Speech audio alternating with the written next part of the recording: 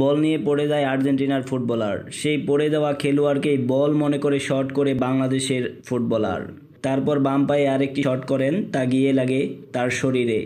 আর্জেন্টিনার ফুটবলার উঠেই যেন রেগে যান, উত্তপ্ত বাক্য বিনিময় হয় তখন। পিছন থেকে আরেকজন আর্জেন্টিনার ফুটবলার এসে সেই বাংলাদেশি ফুটবলারকে ধাক্কা মারে, আর তাতেই বাজে বিপত্তি। সেই ধাক্কা দেওয়া ফুটবলারকে পেছন থেকে এসে আক্রমণ করে আরেক বাংলাদেশি ফুটবলার। তাতেই যেন গ্যাঞ্জাম পুরোপুরি লেগে যায়। বাংলাদেশ বা আর্জেন্টিনা কোনো দলের জন্যই এটা ফুটবলীয় আচরণ হতে পারে না। শেষ পর্যন্ত দুইজনকে অবশ্য লাল কার্ড দিয়ে মাঠ থেকে বের করে দেওয়া হয়।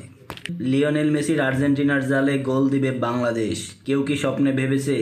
তবে এটাই বাস্তবে রূপ দিল বাংলাদেশের 17 ফুটবলাররা। খেলার 20 মিনিটে আক্রমণে আর্জেন্টিনা, ডি বক্সের সামনে ট্যাকেল দিল বাংলাদেশ। বল পেয়ে সাথে সাথেই পাল্টা আক্রমণ।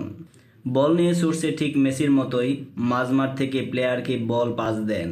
বল পাওয়ার পর সামনে একটু এগিয়ে গেলেন, তারপর ডি বক্সের একটু ভেতর থেকেই একটি মাস্টার ক্লাস শট নেন। গোলকিপারকে ফাঁকি দিয়ে বল চলে যায় জালে।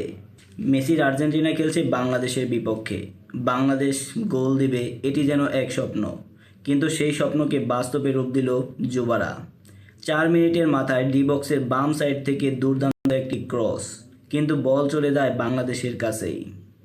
বল পেয়ে দুর্দান্ত একটি পাস দেয় বাংলাদেশের আরেক প্লেয়ারকে। সেই পাসকে গোলে পরিণত করতে এক মুহূর্ত দেরি করেনি বাংলাদেশের যুবারা।